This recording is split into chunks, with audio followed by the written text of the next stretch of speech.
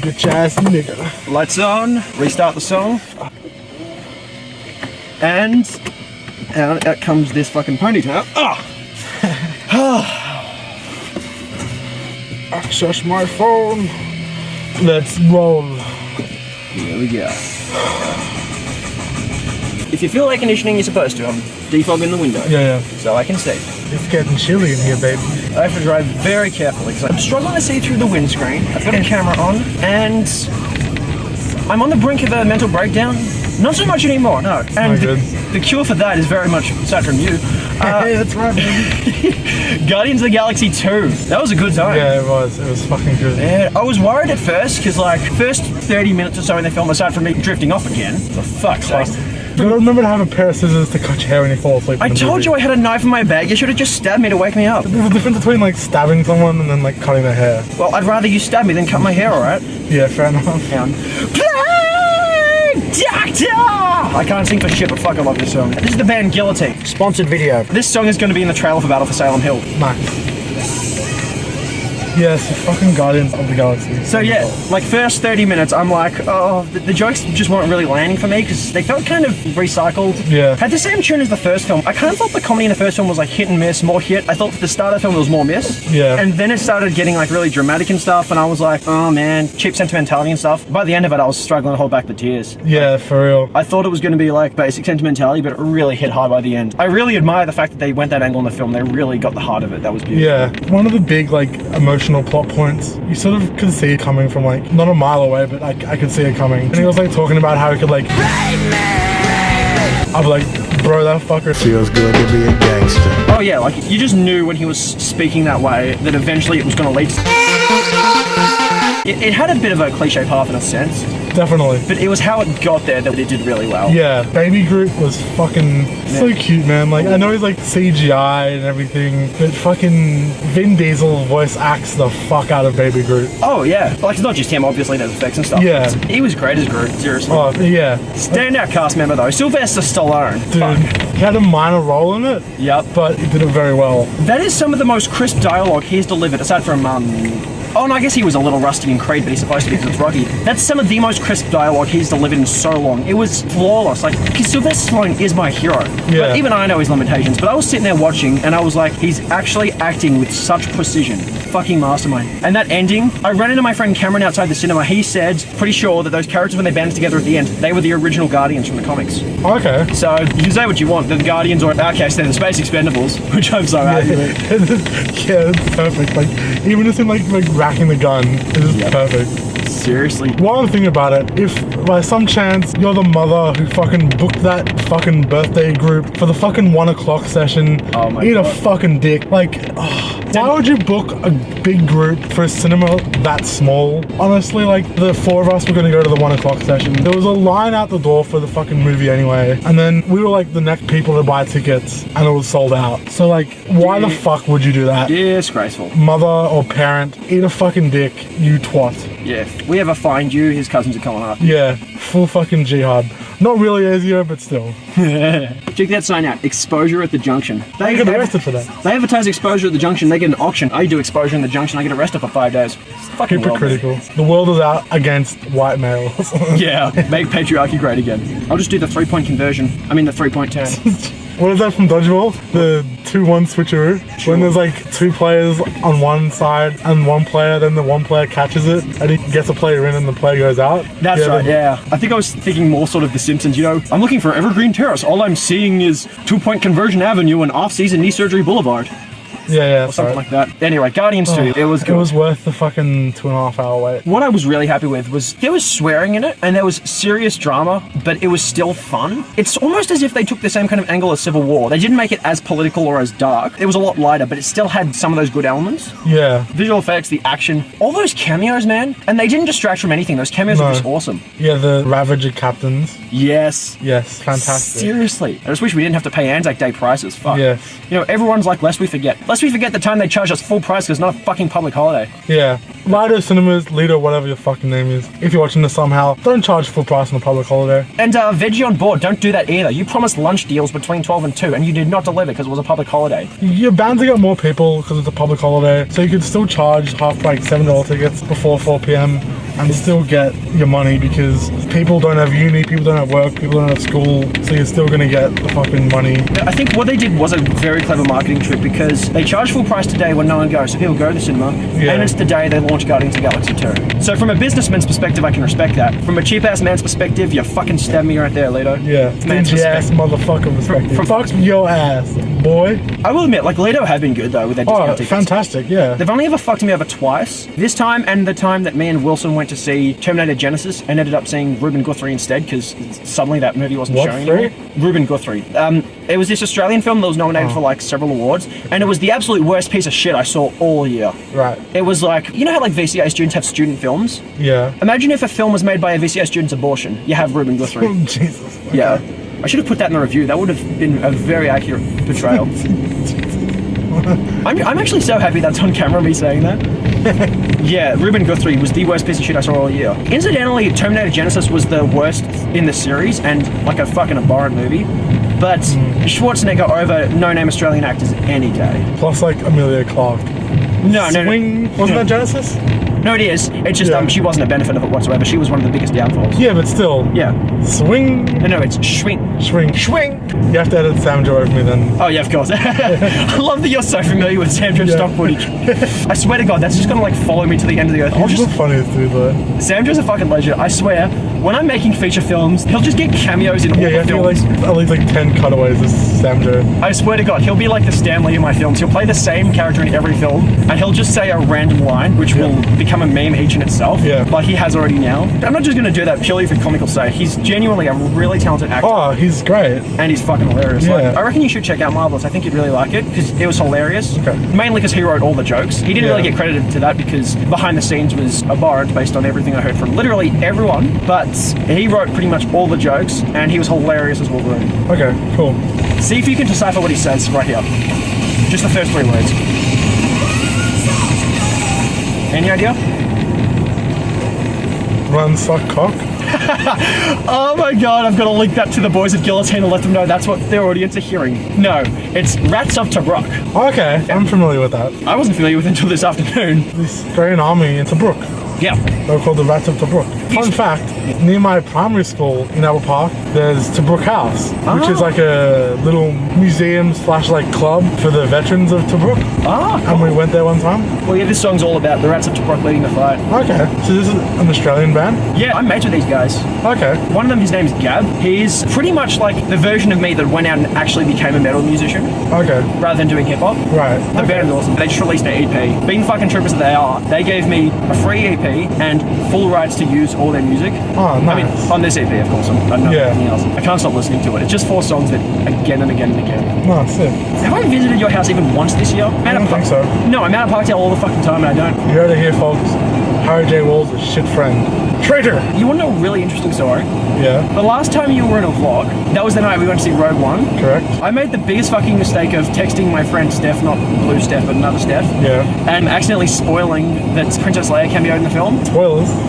It's been fucking 5 months or some shit. Like that and numerous other things pretty much evolved into this weird situation where we haven't actually talked to each other pretty much at all since. Dude, crazy. And literally like 2 days ago, we fucking got to talking again and we're mending things. Oh, that's good. Yeah. Dude, every time we vlog, something happens. Yeah. What's gonna happen this time, people? Will I find a bag of money? Will Harry's dick be sucked? Who knows? Stay tuned. We'll keep you updated live here on Studio West. Yeah. I guess the audience just has to stay tuned for Cruising in Action Volume 2. Featuring, Ving Rhames. Yeah. You're totally white Ving Rhames, right? For real? Yeah. Just because like, I don't look like a bitch. No, you don't look like a bitch. If we're Pulp Fiction characters, you're Ving Rhames, Jaden is Samuel L. Jackson, I'm fucking John Travolta. Yeah. Wait, I just said I'm fucking John Travolta on camera. A girl can dream. That's not meant to be a defamation about his sexuality, despite what all the evidence says. Who's Bruce Willis then? Like, who's a bald motherfucker that kills me? Sam Joe. Oh my God, he totally is. Yes. Sam Joe, you're Bruce Willis. Wow! He's the fucking scummy drug dealer Lance. Can you imagine him in Die Hard? Lance. No, Sam Joe in Die Hard. Oh, yeah, I could. Yeah. But like the whole movie is him doing that like Rob Schneider impersonation. You've got Alan Rickman on the phone? Hey, hang on a second, let me get in the voice. Hello, you've reached Alan Rickman. I'm shitting up at, Jeremy Irons. Rob Schneider is in the vets and trying to kill me. That was terrible. He'd do it much better. That was the worst. Rob Schneider is Bruce Willis.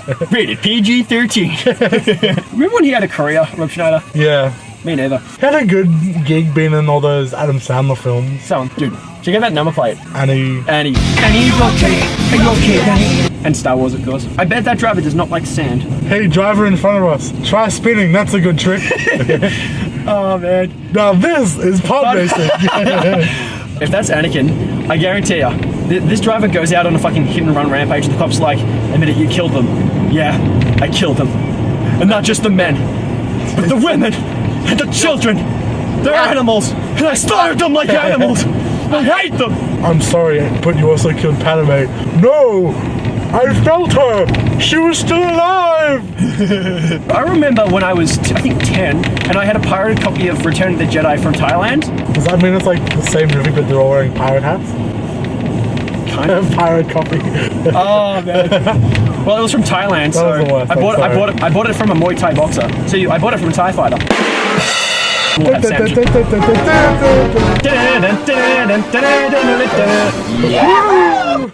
Hey, you still holding that bag I gave you? It's gonna be a long ride. Man, Blue Harvest was amazing. And like something yeah. like Dark Side was good, but it's a trap. It wasn't great. My favorite scene is when C-3PO is telling the story to the Ewoks and he breaks into telling the song from the Fresh Prince of Bel-Air. I guess It's a Trap was alright in parts. I think because I had to like borrow a whole bunch of characters from American Dad and Cleveland Show. Family Guy's gone such down the tubes. Yeah. I really hope they do the prequel trilogy though, seriously. There's so much potential there. Yeah. The scripts in those films are pretty much jokes as it is. Yeah. I mean, I don't like sand. It's one of the most quoted lines from the second episode. Yeah. That is a joke in itself.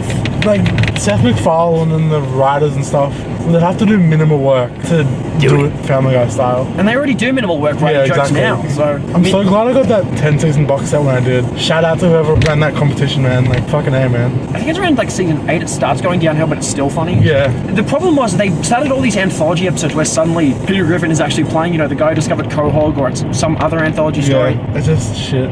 Yeah, I honestly reckon American Dad's still funny. Like, it's not as good as it used to be, but it's still funny. Yeah, and then Cleveland Show was just total fucking garbage. Honestly, I enjoyed the first season of that. Like, on DVD released the uncensored one. I never really got into it, to be Anytime honest. Cleveland goes really black, it's funny. Yeah. And there's the character who's like a dwarf from Entourage, Holt. He's really good because he's voiced by Jason Sudeikis. Oh, yeah. But like everything else, not so much. The only animated show, long running, that's actually still funny is South Park. Yeah. And that's because the writers actually reinvented the formula. They have arcs that play out over entire seasons now. Which is what a good animated show should do. It gets so boring so quick. The characters, their day-to-day lives, not changing at all. Every episode's a reset. Exactly. Every episode has a Deus Ex Machina. Everything turns to shit, and then suddenly it's resolved, or it doesn't get resolved, and then suddenly everything starts fresh the next episode. With South Park, I mean, they had that whole season that was all about social justice, when they had that guy beating the shit out of people for not being politically correct. Did you just say spokesman instead of spokesperson? When women are just as capable of selling sandwiches as anyone? Are you purposefully trying to use words that assert your male privilege? And Caitlyn Jenner running over everyone. Buckle up, buckaroo!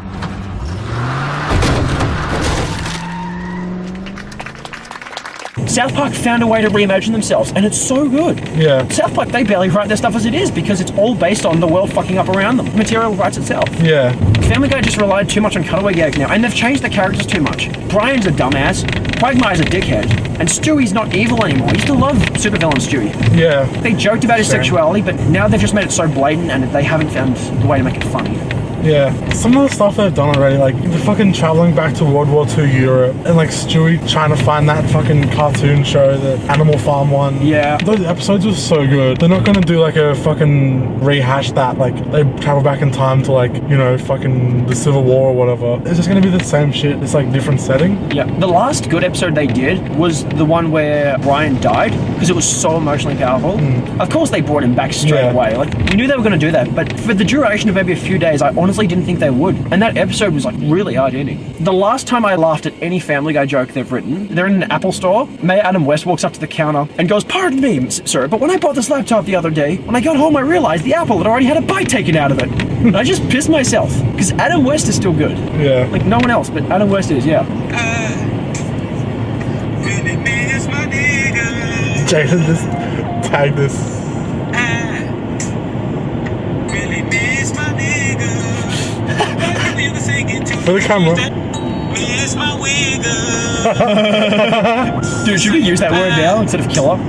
Nah, killer's better still. Can we remember the fact that I did an entire NWA song at my first hip-hop gig? Oh, without using the word. Exactly. Yeah. Just by saying Fantastic. killer. I'm honestly so proud of how I did that song. Oh, yeah, it was really good, man. When I get back to performing this year, I'm going to have at least 5 original songs. My second one's ready to record, but I don't know if I'll record it till I've got the best mic. I finished writing a third. I'm so close to finishing a fourth, and I just need to start an entire new one with the fifth. 5 original songs, then I'll be happy. Yeah, definitely. That's all you need for an EP. I mean, I've already got the EP name, Second Coming, so I've had that for ages. Yeah, but this is like, what, your third coming? Fourth coming by now? I think 6.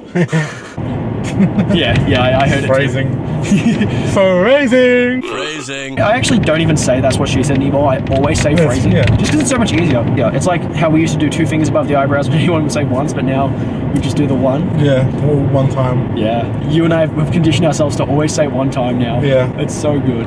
I still... Did you fart? It wasn't me. It's probably just fumes. It's like shit fumes to me. Smells like it, yeah. So someone else in the car? No, I'm pretty sure I dropped Harold Holt off like weeks ago. Oh. That's gonna be stock footage. I was hoping for it, yes. Sarcastic laugh. Man, looking back on that last vlog we did, the whole intro is you and I just doing chin check. And in the background, Henrik is just bobbing side to He's side. like a drunk motherfucker. I'm a killer with an attitude, thanks to y'all. And I don't give a fuck, I keep it gangster, y'all. I fucking love that dude. I miss Henrik. Oh, he was fucking hilarious. Yeah, he's such a trooper. When's he back? Something like mid-year. Did you know that he just... Yeah, the comic book? Yeah. Yeah, I saw that. He had articles being written about him and everything, and it looks so cool. That's fucking sick. Because he's so passionate about comics, man, and he's a very talented artist. He's going to go far with that. Yeah, fucking hey. That's cool, man. I'm gonna get him to do like concept art and stuff about it for Salem Hill. Yeah, definitely. Do some sketches and shit. I'm stoked. I met him through comic book class, which is so cool. Yeah, definitely. And like he drew like this really cool horror western one. I got like a really high grade because I just fucking winged it. Did you read my comic Dead Zone? Yeah. I'm so proud of that. It was just 5 pages of me and Sam Joe having sword fights. The story behind that is Sam Joe and I were bored one time at his, and I happened to have my camera on me, so we just decided to film a Star Wars parody using bamboo sticks, and I was going to add visual effects later. A week later, I'm trying to add the visual effects on, I'm just not feeling it whatsoever. The project goes abandoned. Then it comes time to fucking make a comic book, so I'm just like, oh shit, what am I going to do? I can't draw, and I don't have the time to organize taking photos and shit. And then I'm thinking, I could do a comic book adaptation of a film I've already done, and then it hits me. I can do one of a film I haven't already done, but have the footage for. Yeah. So I just took all that, and I made him this whole character who broke the fourth wall as a sake of like addressing comic book tropes, and because I showed that I was aware of those, I got extra points. Oh, nice. Wow, I wouldn't have been able to make that yellow light, and I consciously stopped properly. I'm proud of you, Harold.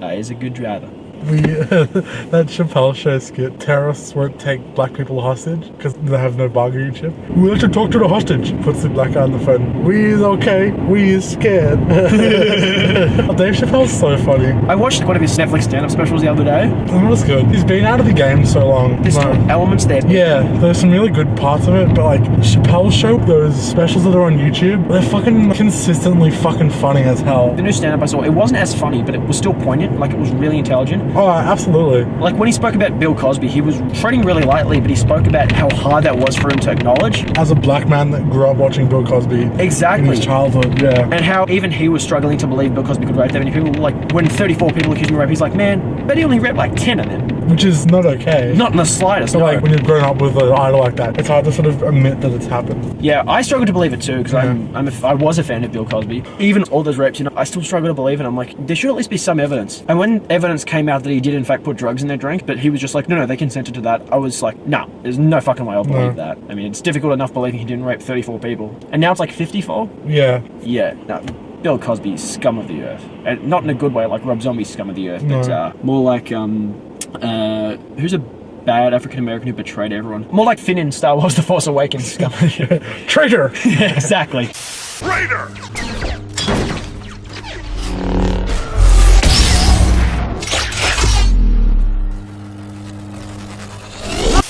Nah, Finn's cool. Yeah. Anyway, this is where I leave you. He a real killer. Man, good to catch up, man. Yeah, thanks for the lift, bro. No problem. Hey, seeing that movie definitely cheered me up, and things are gonna be good. I'll keep you posted on it. Yeah, cool. We'll hang soon, man. Did you lock my door? No, I unlocked it, you twat. Why'd you lock it in the first place? It locks automatically, you fucking Really? dingus. Yeah. Why? Security measures. Otherwise, Jaden's gonna try to get in the car. That's the evil black man. That's the joke we end on. Peace out, motherfucker.